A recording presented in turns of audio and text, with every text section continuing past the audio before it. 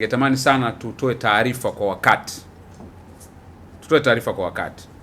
Kama kuna jambo lipo tusilijue tu sisi wenyewe. Wananchi pia wanatakiwa walifahamu. Wafahamu kama hapa kuna mradi, wafahamu mradi umefikia wapi, kama umekwama umekwamia wapi, vikao vifanyike, taratibu zifanyike, wananchi wawe na fingertips information. Kuna maeneo unakwenda unakuta mradi unafanyika, lakini ukiuliza wale jamii inayozunguka pale, hawajui chochote kuhusiana na lile jambo. Ningetamani sana tuongeze nguvu katika kuwapasha habari sahihi wananchi wetu ambao ndio wanufaika wa hiyo miradi ambayo tunakuwa nayo. Lakini jambo la tatu ni matumizi sahihi ya fedha.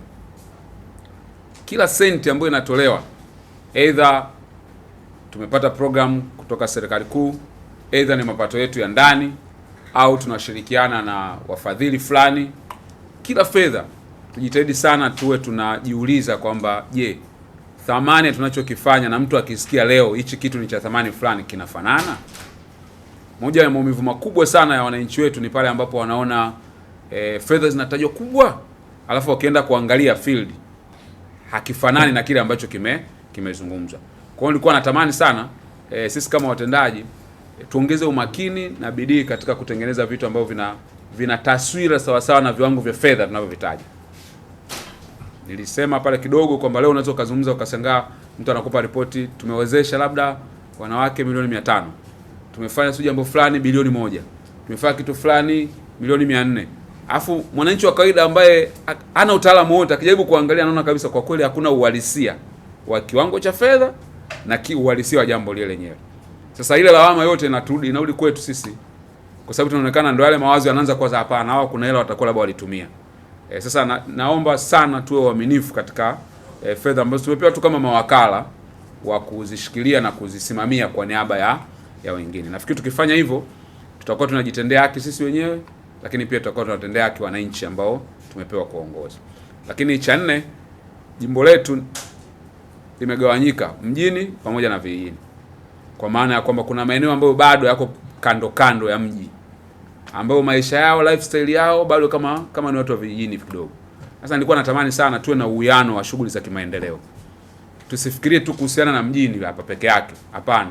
Hata wale watu ambao wako kule pembeni, tuangalie changamoto zao ni nini, tuangalie kitu wanachokihitaji na fursa gani za uchumi zinawafaa zaidi.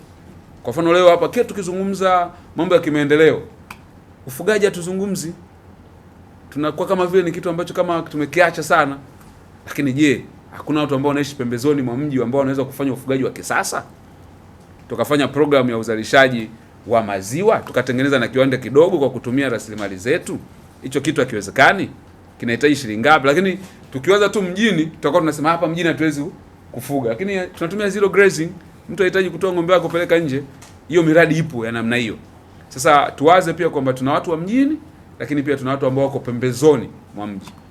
Yaani kama kwenye miundombinu kama barabara, mtu atasema unajua mjini saizi lami zinaunganisha kila mitaa, lakini ni kweli?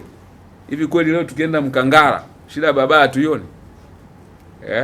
Kuna maeneo ukipita unaona kabisa kuna cha. Kwa tunapowaza tuwaze hivyo kwamba tusiwaze tu kwa sababu muda mwingi hapa tunatumia hapa mjini, kule na kule pembezoni mwa mji pia na wenyewe maisha yao kama sisi hapa mjini. Tuwawazie pia watu ambao wako pembezoni mwa mji katika mipango yetu ya maendeleo.